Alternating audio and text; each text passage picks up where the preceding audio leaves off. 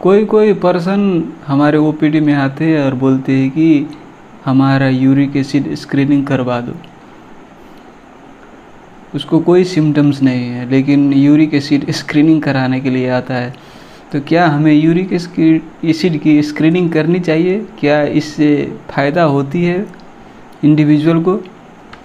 तो इससे पहले जान लेते हैं कि यूरिक एसिड क्या है, ये मॉलिक्यूल क्या है। देखिए, जो हम डाइट सब खाते हैं, प्रोटीन जो भी कुछ खाते हैं, उस सब से हमारी बॉडी में कंस्टेंटली यूरिक एसिड प्रोड्यूस होती रहती है।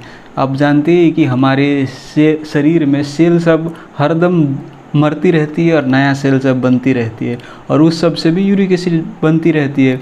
तो यूरिक एसिड बनती भी रहती है और वो किडनी उसको एक्सक्रीट भी करती रहती है कंस्टेंटली। आपकी किडनी ठीक है तो वो कंस्टेंटली जितने भी यूरिक एसिड बनते हैं वही प्रोपोर्शन में आपकी यूरिक एसिड यूरिन से निकल जाती है, और एक कंस्टेंट लेवल आपकी ब्लड में बनी रहती है, लाइक 6 mg/dl।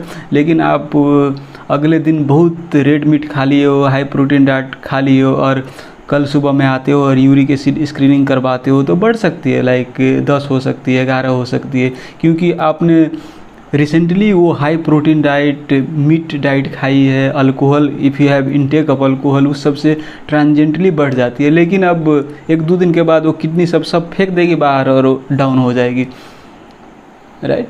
तो किडनी कंस्टेंटली एक्सक्रीट करती रहती है यूरिक एसिड। आपकी अगर किडनी ठीक है, क्रिएटिनिन ठीक है, तो अभी तक की साइंस की स्टडी ये नहीं कहती है कि स्क्रीनिंग करो यूरिक एसिड को।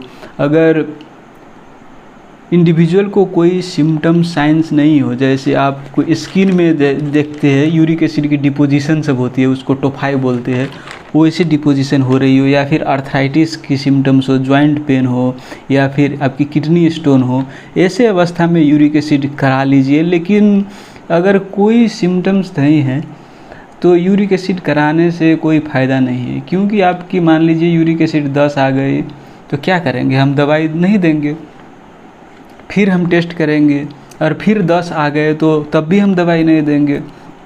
11 भी आ गए, 11 mg/dl, तब भी हम दवाई नहीं देंगे।